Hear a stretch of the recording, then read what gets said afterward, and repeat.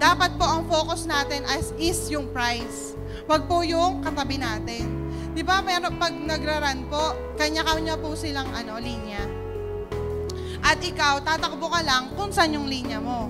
Hindi ka pwedeng lilipat-lipat, tapos merong kalaban dito, babanggain mo gano'n para matalo mo siya. Pero ang main purpose po ng running, ikaw mismo ay magtutok ka ng mata mo dun sa finish line. Hindi dahil ayan na yung malapit na yung kalaban mo, kaya mo bibilisan. Dahil malayo pa yung kalaban mo, magre-relax ka na. Kundi ang mata po natin para po tayo ay manalo sa buhay is kung ano po yung pinapagawa ni Lord, kung ano po yung goals natin, ano po yung purpose natin, dun lang po tayo titingin at hindi po natin sisirain kung sino man yung nasa paligid natin para po tayo ay manalo sa laban o sa journey natin sa buhay.